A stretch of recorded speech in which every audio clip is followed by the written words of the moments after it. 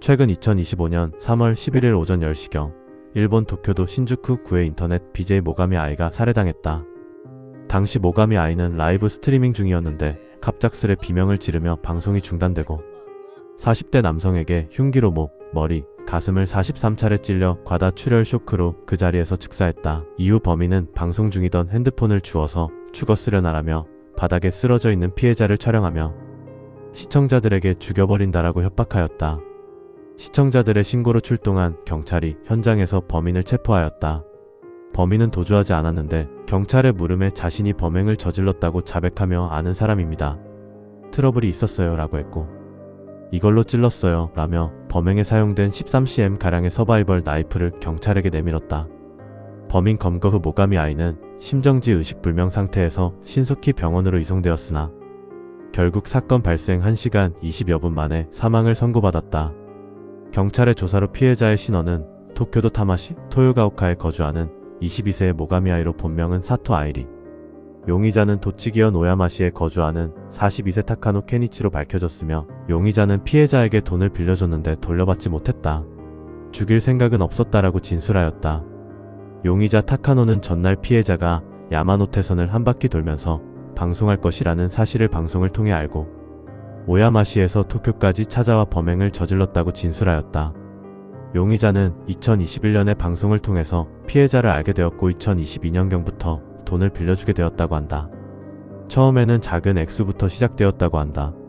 하지만 점차 그 액수가 많아지면서 타카노는 대부업체까지 이용하면서 모가미 아이에게 돈을 빌려주기 시작했고 빚과 생활고에 시달리던 타카노는 모가미 아이에게 돈을 갚으라고 하자 모가미 아이는 방송에서 타카노를 차단시키는 방식으로 회피해왔다. 모가미 아이에게 총 250만 엔이 넘는 돈을 빌려주었지만 갚지 않았고 화가 난 타카노는 대금 반환 청구 소송까지 걸어서 승소했지만 모가미 아이는 이를 갚지 않고 소송 이후 잠적했고 타카노는 경찰에도 상담해봤지만 아무런 도움도 받지 못하였다고 한다.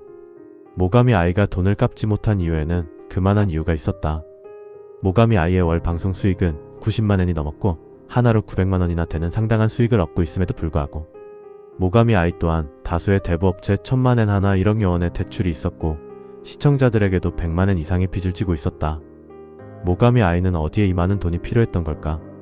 그것은 바로 모가미 아이의 약혼자로 알려진 남성 때문이었다. 모가미 아이 또한 타카노처럼 약혼자에게 거금을 바치고 있었다.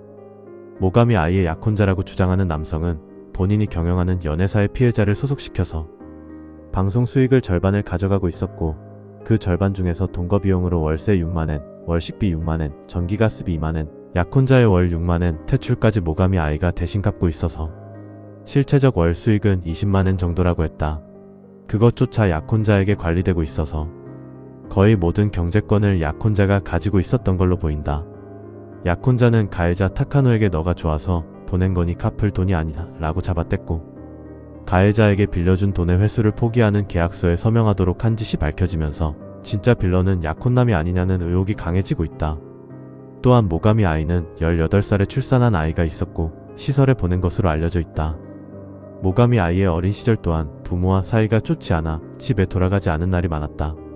모가미 아이의 엄마는 여성접객업소에서 일하면서 아이를 기른 것으로 추정되나 일이 끝나도 아이를 데리러 가지 않고 술 마시러 가는 등 제대로 돌보지 않아 아동상담소를 통해 시설에 맡겨져 모가미 아이의 어린 시절도 평탄치만은 않은 것으로 보인다.